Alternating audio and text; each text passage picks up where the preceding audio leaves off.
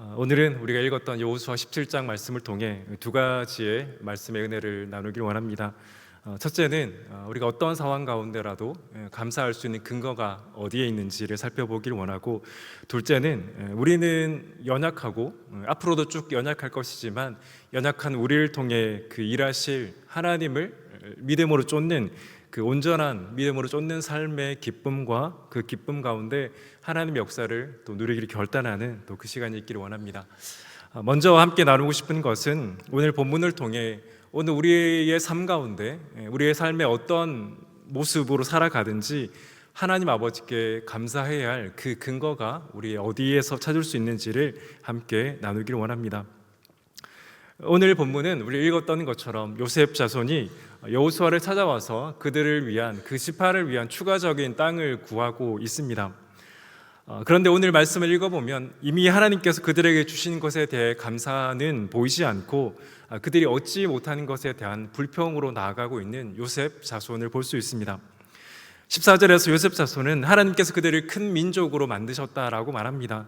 사실 여기까지의 말씀만 보면 하나님께서 그들을 큰 민족으로 만드신 것에 대한 감사의 표현인 것 같지만 14절을 끝까지 읽어보면 결국 하나님을 향한 그들을 큰 민족으로 만드셨지만 왜 그 민족에 맞는 더 넓은 땅을 주지 않으셨습니까에 대한 불평의 말입니다.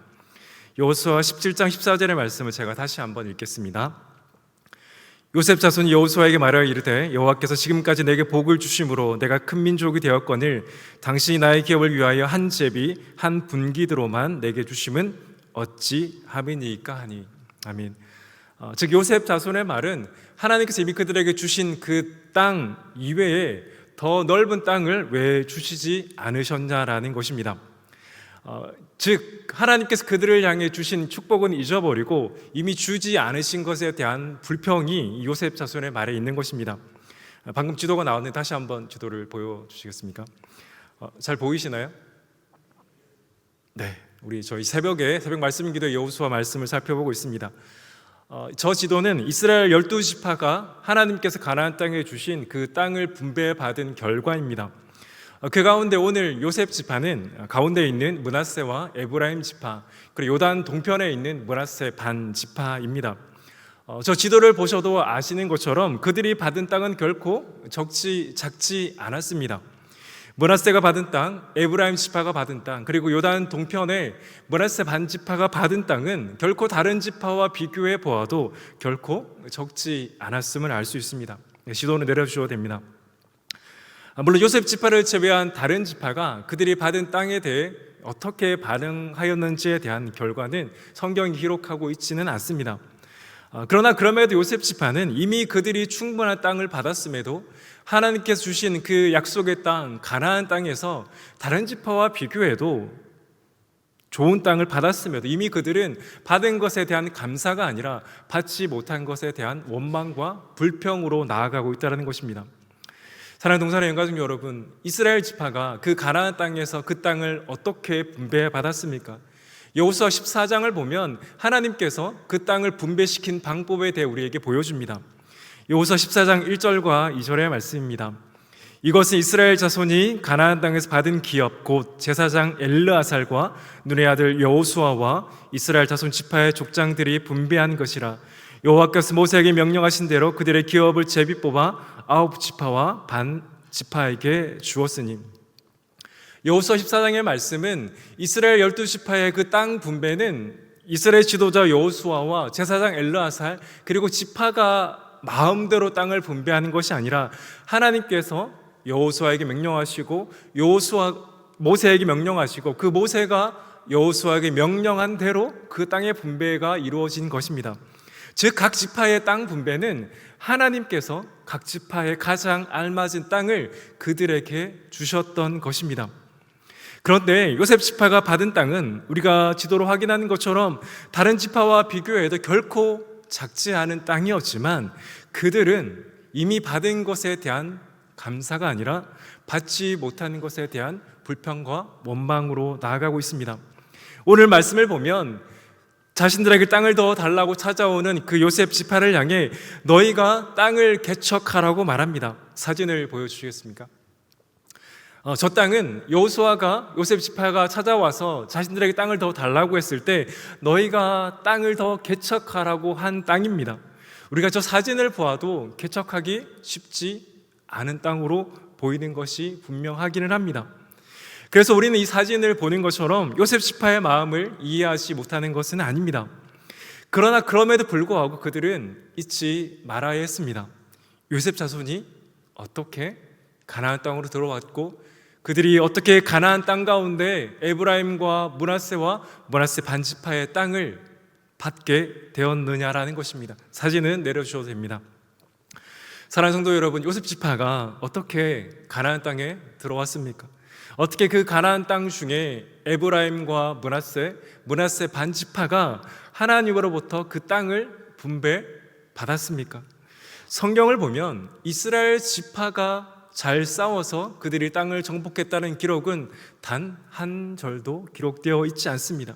그들이 순종할 때 하나님께서 가나안 민족을 그들에게 넘기셨다라고 분명히 기록하고 있습니다.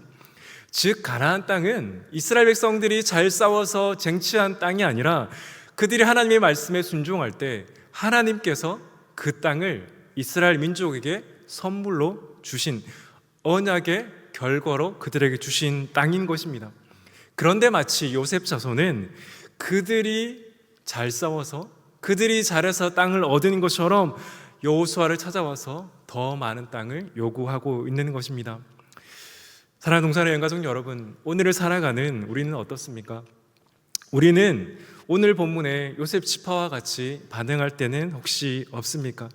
마치 오늘의 우리의 상황이 고난 가운데 우리가 감당하지 못할 그 어려움 가운데 있음으로 인해 마치 하나님께서 우리에게 베풀어 주신 은혜가 없는 것처럼 하나님 앞에 원망하고 불평하고 있지는 않느냐라는 것입니다.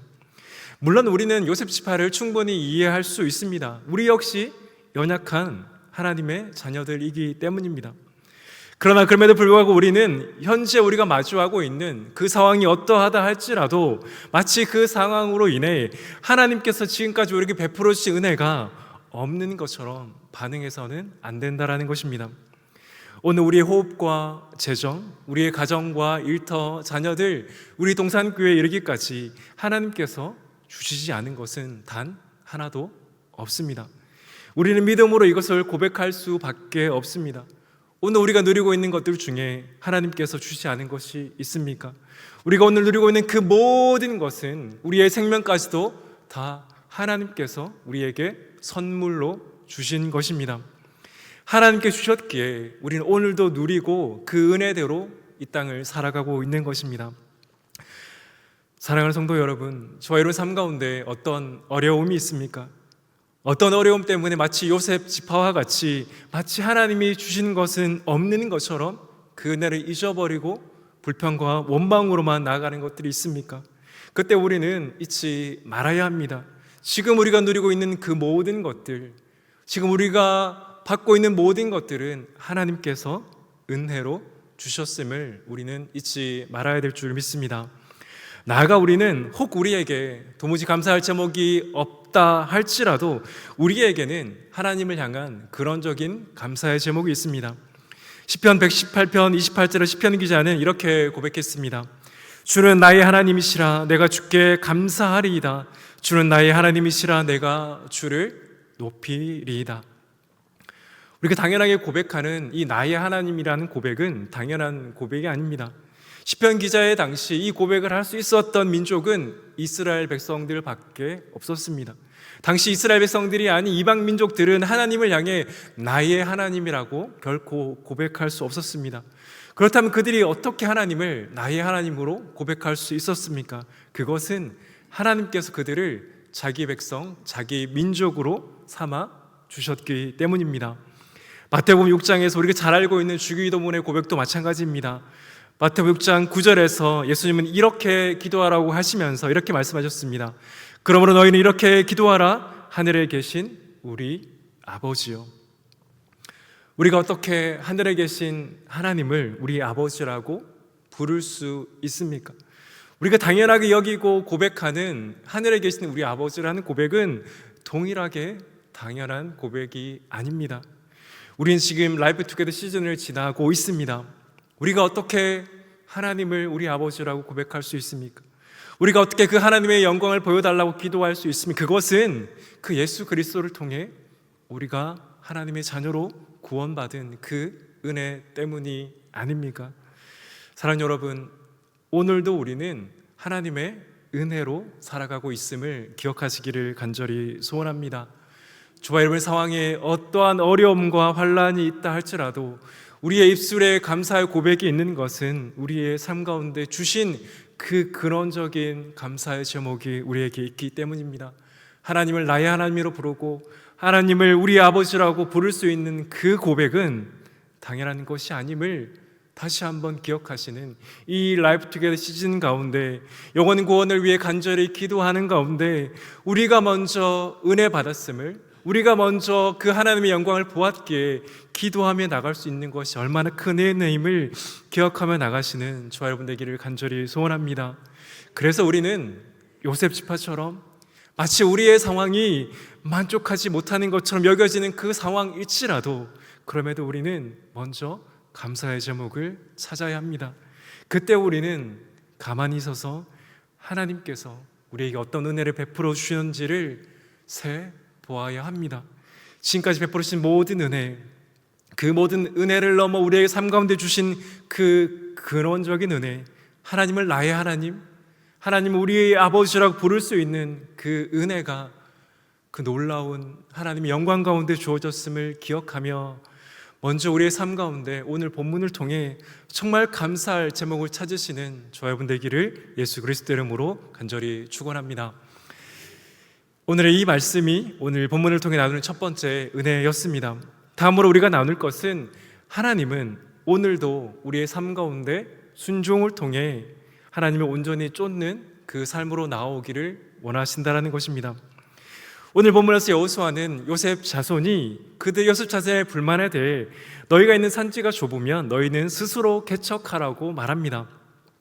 여호수아 17장 15절에서 여호수아는 이렇게 말했습니다.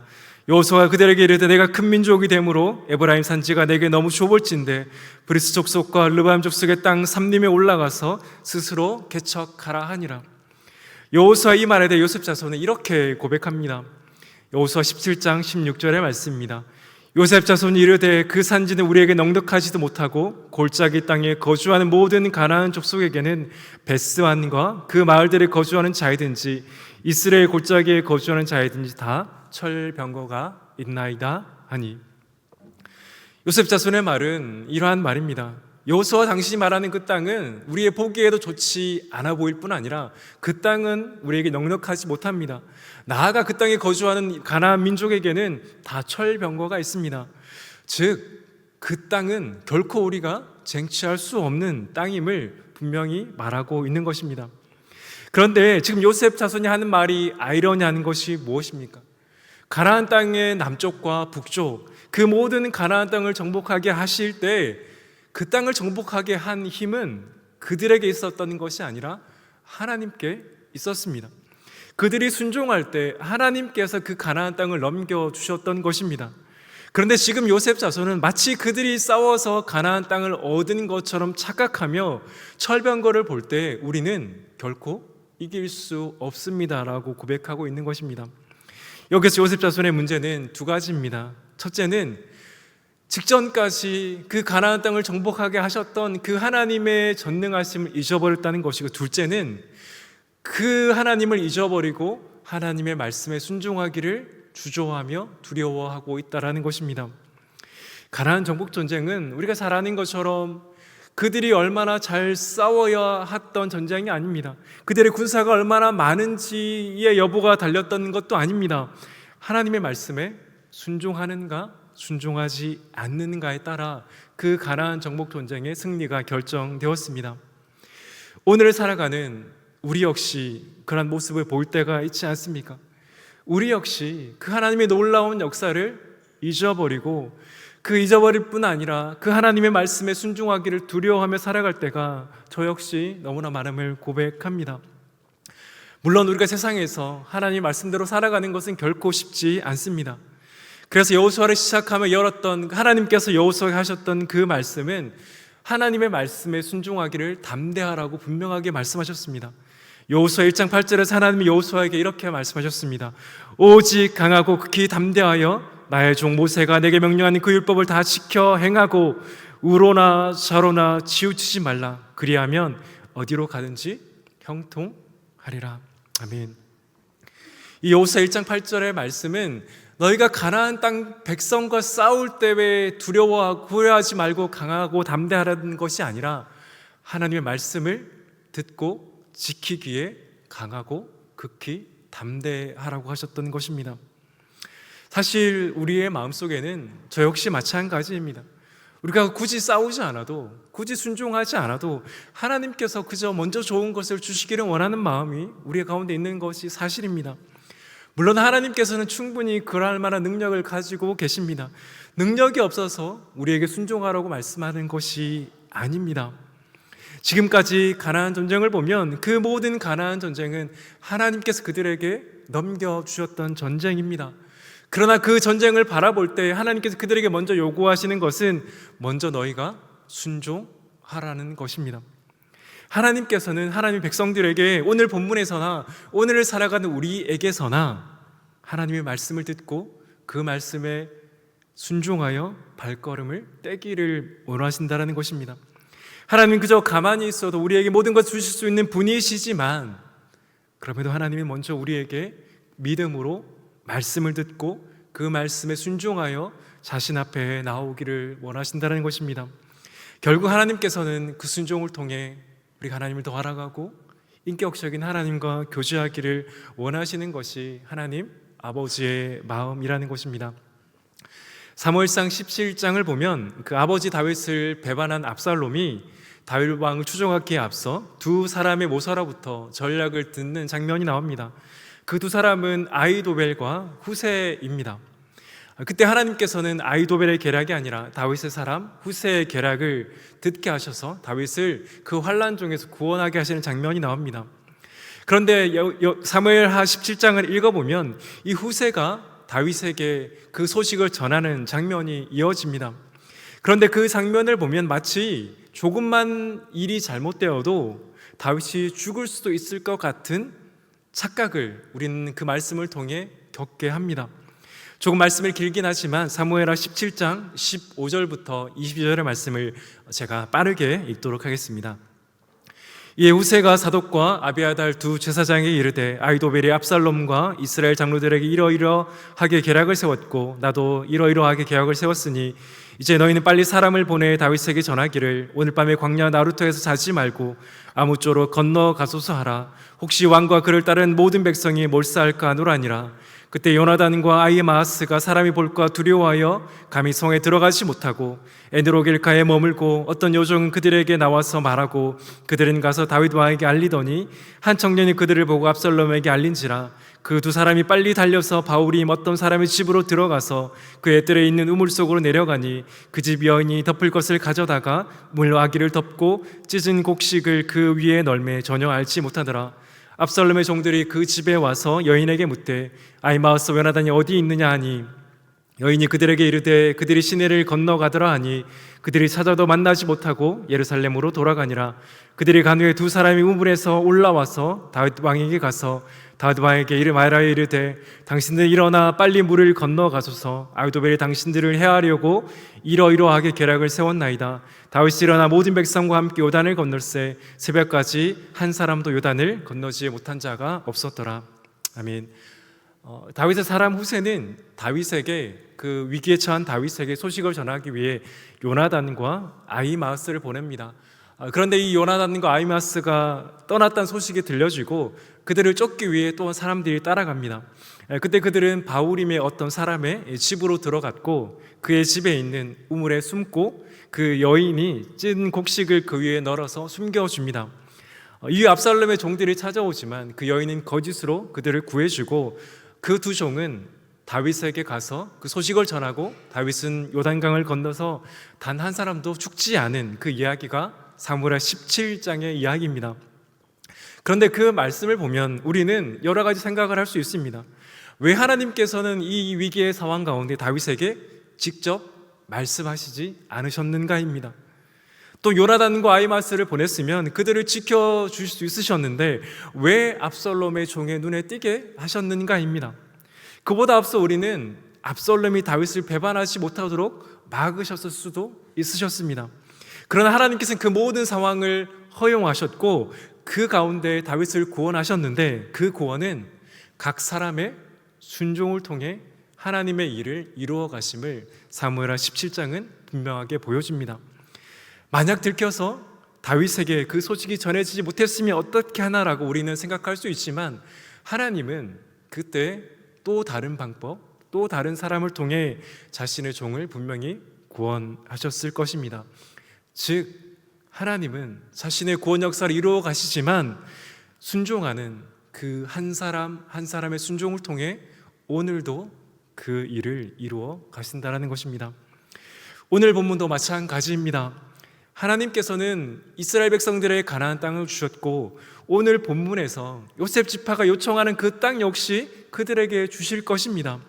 중요한 것은 그들이 하나님을 의지하여 그 말씀 앞에 순종하며 그 땅 가운데 나아가느냐 나아가지 않느냐입니다. 하나님은 그들에게 너희가 잘 싸워서 이기라고 말씀하신 적이 없습니다. 나의 말씀을 듣고 순종하면 너희는 그 땅을 얻을 것이다 라고 말씀하는 것입니다. 여호수아 17장 18절에서 여호수아는 다시 한번 이렇게 말했습니다.